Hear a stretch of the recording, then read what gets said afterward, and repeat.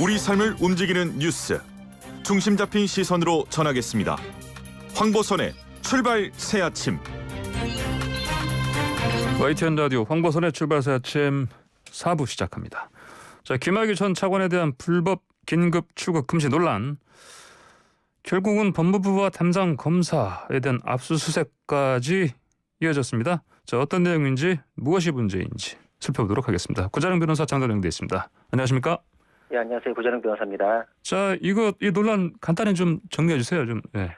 예, 2019년 3월경 태국행 비행기를 타려던 김학의 전 차관이 긴급 출국 금지되면서 출국 못하고 그 후 수사 재판 거쳐 실형 선고받은 것까지는 다들 아실 텐데요. 예. 근데 최근 공익신고서, 수사, 언론 보도에 의해서 밝혀진 내용을 살펴보면 그때 당시에 출국 금지 과정에서 불법이 있지 않았냐, 이게 지금 논란의 핵심입니다. 예. 밝혀진 내용 보면은 당시 민간인 신분에 불과한데 법무부 출입국 관리소 공무원들이 수백 회의 출입국 기록을 조회하면서 김 전 차관의 출국 여부를 조회했던 게 밝혀졌고요. 예. 또 그 상황에서 진상조사단에 파견된 동부지검 소속 이규원 검사가 긴급 출국 금지 요청서를 작성해서 출국을 금지했는데 예. 이때 작성된 서류는 이미 종결된 사건 번호를 적거나 또는 당시 존재하지도 않았던 내사 번호를 기재해가지고 이게 지금 서류 작성에 있어서도 허위가 있다. 예. 또 하나 문제는 출국 금지를 수사기관장이 신청해야 되는데 이규원 검사가 결재권을 위임받지도 않고 대리 결재를 했다는 것까지도 지금 확인이 됐습니다. 그래서 출국을 막기 위해 가지고 지금 위법한 방법을 쓴 게 아니냐, 지금 위법 수사까지 연결되는 거 아니냐, 이런 논란이 발생한 것입니다. 예, 일단 잡기 위해서 네. 모든 수단을 다 동원한 것인데. 네, 지금 그런 상황입니다. 그렇죠. 네.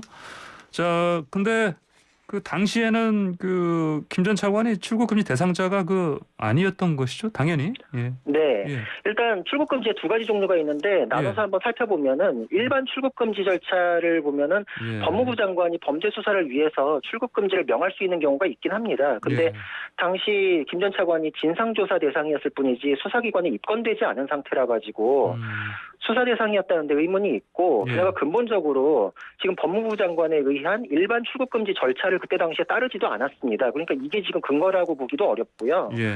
가장 논란이 되는 긴급 출국 금지 해당 여부를 보면은 출입국 관리법이 범죄 피의자로서 사형, 무기, 장기 3년 이상의 범죄를 범하였다고 볼 상당한 이유가 있을 때 이렇게 딱 요건을 정하고 있는데 김 전 차관이 입건된 상태가 아니었어서 그때 당시 피의자가 아니었기 때문에 긴급 출국 금지 대상자 자체가 아닙니다. 그래서 지금 논란이 발생한 것입니다. 그렇군요. 그럼 지금 이제 출국 금지 관련해서 아까 말씀하신 출입국 관리 공무원 그리고 당시 진상조사위 파견 검사 가 문제가 되는 건데 혐의 구체적으로 어떤 거가 지금 나옵니까?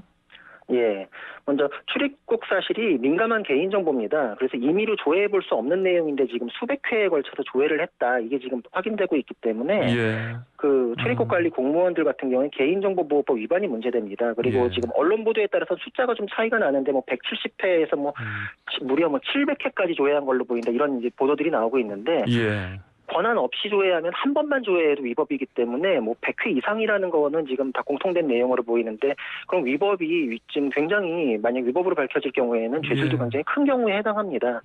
그리고 문건을 작성한 검사 경우 살펴보면 서류를 2번 작성했는데 첫 번째는 무혐의 처분받았던 사건 번호 기재했다가 이게 지금 종결된 사건이라서 피의자 신분이 아닌데 이 번호를 기재했던 게 문제가 되고, 그리고 이게 문제가 되니까 지금 내사 번호로 바꿨거든요. 그 당시 이제 사건이 있는 것처럼. 근데 그 당시에 동부지검에 내사 번호가 그런 사건이 없었거든요. 그러니까 이게 지금 가짜 사건 번호. 그럼 공문서 같은 경우에는 내용상 허위가 있어도 안 됩니다. 그래서 이 두 가지는 지금 허위 공문서 작성 이런 것들이 문제가 되고, 그리고 출국금지 요청서는 수사기관 장이 요청하게 되어 있는데 결재를 얻지도 않고 결재권을 위임받지도 않고 대리 결재권자로 해서 스스로 지금 서명을 했거든요. 그러니까 이거는 자격 모용에 의한 공문서 작성죄, 허위 공문서 작성죄, 행사죄, 직권남용죄 이런 것들이 지금 혐의를 받고 있습니다. 맞네요, 참. 네. 자, 당사자들 스스로도 이건 위법이다라고 판단을 했다는 걸 보여줌직한 그런 정황도 나오지 않나요?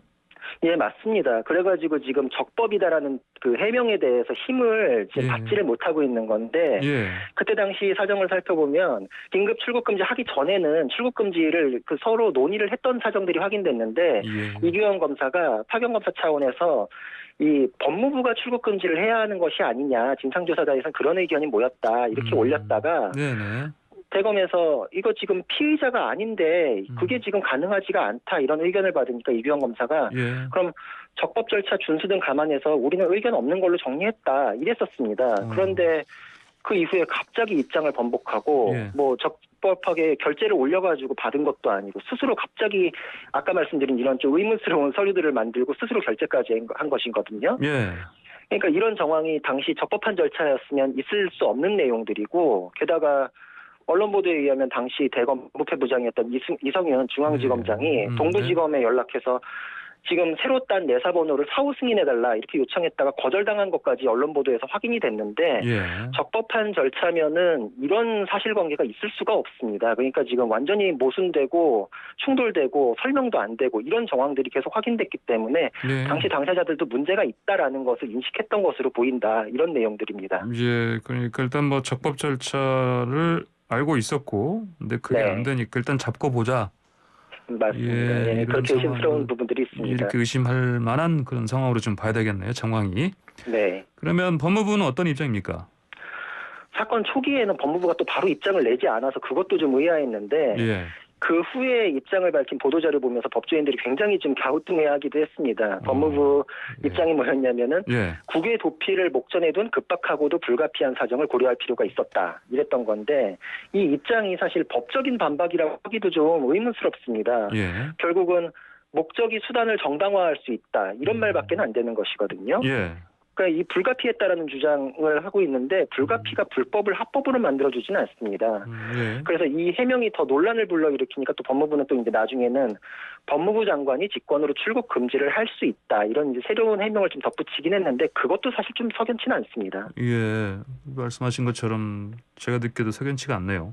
자, 네. 그러면 장관에 의한 출국 금지가 가능하다.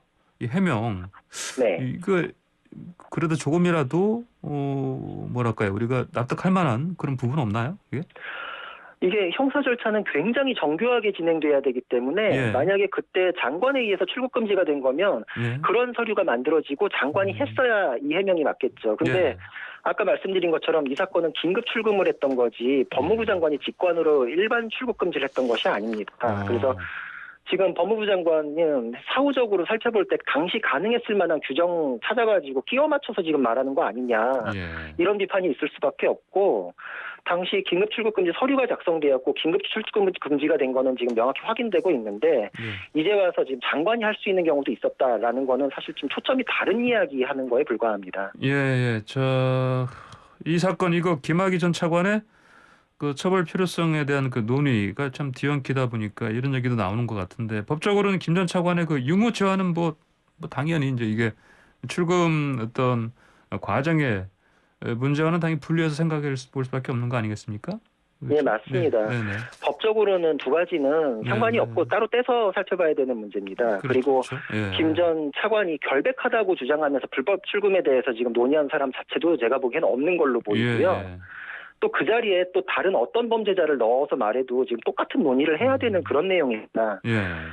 지금 핵심은 범죄자라면 처벌 필요성으로 절차적 정당성을 버려도 되나 이런 문제인데 예. 이게 더 구체화하면 범죄자면 고문해도 되냐 뭐 그럼 영장도 필요 없냐 이렇게까지도 이어질 수 있는 굉장히 중요한 내용입니다. 예.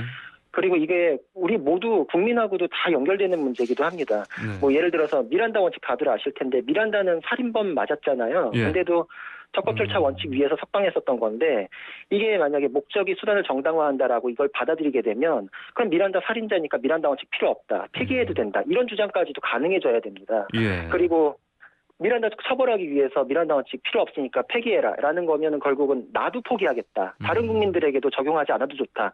이런 명제까지도 수용할 수 있어야지 지금 이 목적이 수단을 예. 정당화한다. 이 명제를 받아들일 수 있는 거니까 이 예. 사건은 김학의 차관이 아니라 그 자리에 다른 범죄자 또는 나, 뭐 내 가족, 이 모든 국민 다 넣고 생각했을 때 똑같은 얘기가 나와야 되는 그런 문제입니다.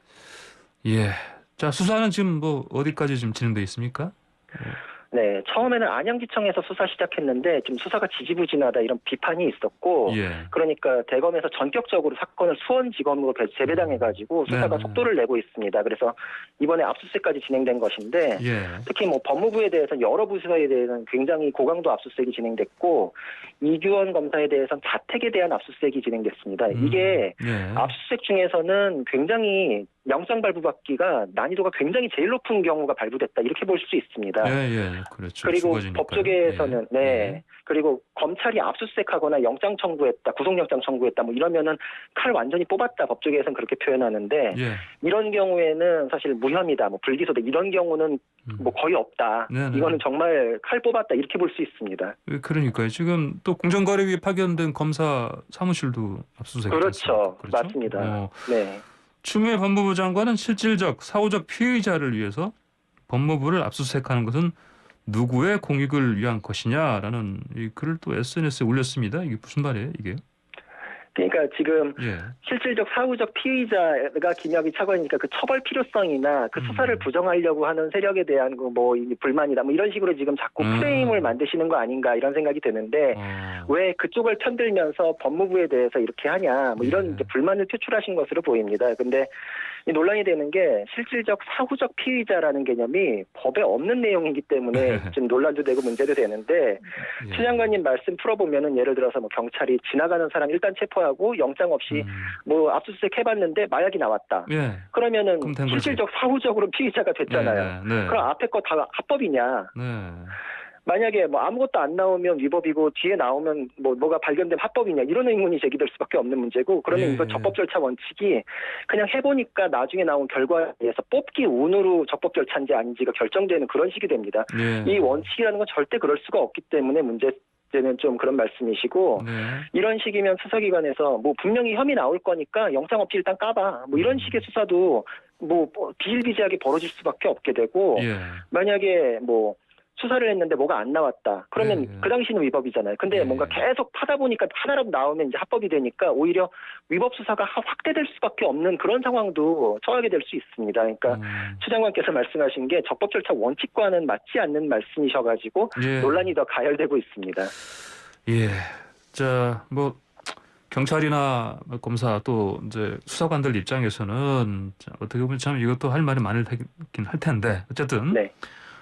뭐 그래서 수사 관행이라는 얘기도 하시니 있고요. 네. 자, 근데 이제 또 이런 얘기도 있습니다. 김 전 차관에 대해서 만약에 2014년에 제대로 수사했으면 뭐 이럴 필요도 없지 않았겠느냐. 그래서 그때 제대로 못했으니까. 네. 사실은 김 전 차관의 이러이러한 혐의점들이 분명하기 때문에 뭐 그 정도 아까 말씀하신 절차적인 부분들은 좀 생략하고 하더라도. 꼭 해야 된다 이런 판단을 아마도 이제 수사팀에서는 했을 것 같은데 이런 주장은 어떻게 봐야 됩니까? 먼저 수사 관행이었다라는 해명도 나왔었는데 이거에 대해서는 법조인들이 뭐 정미 부장검사, 이태규 부장판사 등 법조계 인사들이 아예 공개적으로 반박을 해서 그런 관행은 금시초문이니까 그런 관행 있으면 내놔봐라 뭐 이런 식으로까지 비판을 했고요. 또 그런 전례가 있다면 그게 이것을 덮어주는 내용이 아니라 그거 자체가 처벌 대상입니다. 그러니까 이거는 해명이라고 보기 어렵고 또 김 전 차관이 과거에 무혐의 됐던 사건에 대해서 잘못이 있으면 그것도 마찬가지로 진상조사를 해가지고 책임 있는 사람에 대해서 처벌을 하거나 책임을 물어야 될 문제지 앞에 잘못이 새로운 잘못에 대해서 면죄부를 준다. 이런 개념은 특히나 적법 절차 원칙에서는 있을 수가 없습니다. 그래서 둘 다 잘못이면 둘 다 책임을 물어야 하는 거지 위법은 모두 다 위법이지 뭐 나쁜 위법, 착한 위법, 필요한 위법 이런 거는 있을 수가 없습니다. 네, 알겠습니다. 구 변호사님 오늘 말씀 여기까지 듣겠습니다. 감사합니다. 예, 감사합니다. 네, 지금까지 구자룡 변호사였습니다.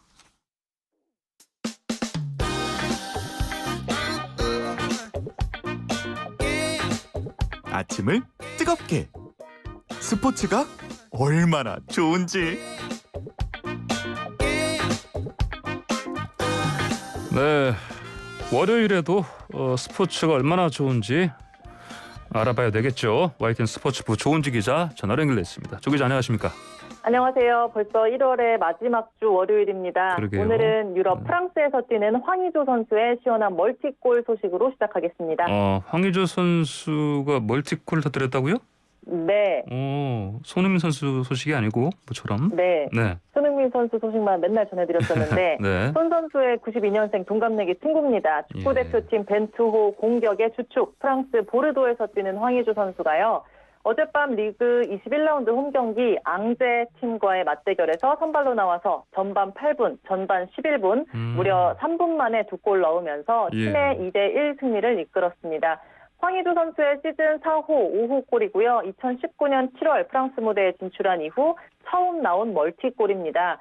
또 직전 니스전에 이어 2경기 연속 득점이기도 합니다. 팀의 3연승을 이끈 황의조 선수는 양팀 통틀어 가장 높은 8.8점의 평점을 받았고요. 원래 이제 팀에서 좌우 나이게 사이드 공격수로 좀 뛰다가 최근에 원톱 중앙으로 배치되면서 경기력이 나날이 좋아지고 있고 최근 7경기에서 5골, 도움 1개로 몸에 꽉 맞는 옷을 입은 느낌입니다. 적응 제대로 하고 잘 하고 있는 것 같네요, 보니까. 네. 자, 그러면 우리 황의조 선수 받고 또 같은 황씨 있잖아요, 또. 네, 원래 황희찬 선수. 그렇죠. 황희찬 선수가 뭐 좀 잘할 거다 올해 기대가 많았는데요. 사실 오스트리아 잘츠부르크에서 최고의 경기력으로 사실 리그를 접수하고 올해 독일 분데스리가 라이프치히로 왔죠. 지난 시즌 팀을 챔피언스리그 4강으로 올려놓은 87년생 젊은 명장 나겔스만 감독이 황희찬 선수 꼭 찍어서 원했고 참 수차례 애정도 드러냈는데 지금 사실 주전 경쟁에서 좀 밀린 모습이에요. 돌이켜보면 11월에 우리 벤투호 유럽 원정 때 코로나19 걸렸던 게 상승세나 그 흐름을 깨뜨렸던 것 같습니다. 시즌 초반 적응해야 되고 주전 경쟁 치열하게 해야 될 텐데 자가격리하면서 페이스를 좀 잃었고 지금까지 그 여파가 계속 오고 있습니다. 올 시즌 9경기에서 269분 뛴 게 전부인데 현재에서는 1월 겨울 이적 시장에 마인츠로 임대를 갈 거라는 전망이 나오고 있고요. 여기에는 우리 지동원 선수도 뛰고 있거든요. 조만간 결정이 날 것 같습니다. 황희찬 선수 좀 뭐 너무 답답하겠지만 그래도 유럽파 동료들보다는 한결 행복하다 싶어요. 왜냐하면 지금 유럽에서 뛰는 선수들 마음은 도쿄올림픽이 열리나 전전긍긍하면서 냉가슴을 앓을 것 같거든요. 왜냐하면 이게 선수 커리어에 결정적인 영향을 미칠 것 같습니다. 선수 커리어라면 이제 올림픽에서 뭔가 성적을 내면 뭐 남자는 보통 군대인데 그렇죠? 그렇죠. 지금 유럽에서 뛰는 선수들 대부분이 메달 찬스 땄습니다. 손흥민 선수 필두로 뭐 황의조, 황희찬, 이승우 선수는 나란히 2018 자카르타 아시안게임 금메달 따면서 병역 부담을 덜었고요. 지동원 선수는 2012년 런던 올림픽 동메달, 또 이재성 선수는 2014년 인천 아시안게임 우승 멤버입니다. 현행 병역법상 올림픽 3위인의 입상, 또 아시안게임 우승하면 체육 요원으로 4주간 기초 군사 훈련을 병역 의무를 대신하게 되어 있습니다. 그 유럽에서 선수 생활 안정적으로 하려면 병역 특례가 당연히 탐날 수밖에 없을 것 같은데요. 지금 유럽에서 뛰는 선수들 뭐 프라이부르크의 권창훈, 정우영 선수, 또 발렌시아의 이강인 선수, 다름슈타트의 백승호 선수 등등 모두 올림픽 대표팀 김학범 감독이 지켜보는 멤버고요. 도쿄올림픽 메달 꿈 꾸면서 참 기다리고 있었는데 불투명하다는 목소리가 커지니까 당장 군대 문제를 어떻게 해결해야 할지 귀국해서 뭐 상무나 경찰청에서 뛰어야 하는지 이제 경찰청도 없어지죠. 고민이 많을 수밖에 없을 것 같습니다. 병역 기피로 고발된 선수 있었잖아요. 그렇죠? 네, 프랑스 트루아에서 뛰는 석현준 선수인데 지난달 병무청이 병역 기피자라고 형사 고발을 했습니다. 만 28살 될 때까지 귀국하지 않아서 국외 여행 허가 의무를 위반했다 이겁니다. 석현준 선수는 91년생이고 만 30살이에요. 근데 최근 축구 전문 매체 스포탈 코리아가 석현준이 헝가리 영주권을 소유하고 있다고 단독 보도를 했습니다. 투자 이민으로 약 30만 유로 4억 원 정도 내고 헝가리 영주권을 취득했다는 건데요. 그 병역법상 영주권자는 만 37살까지 병역을 연기할 수 있고 37살 넘으면 병역 의무가 소멸됩니다. 저도 이제 선수랑 구단 측에 연락을 했는데 묵묵부답이에요. 답이 없습니다. 네, 뭐 이제 선수와 병역 문제 참 예민하고 첨예한 참 뭐 그렇다고 드러내놓고 말하기는 어렵고 민망한 이슈인데 선수들 병역 문제 할 말이 많으니까 다음에 또 정리할 기회가 있을 것 같습니다. 알겠습니다. 오늘 스포츠 얘기 잘 들었습니다. 감사합니다. 네, 감사합니다. 지금까지 YTN 스포츠부 조은지 기자였습니다.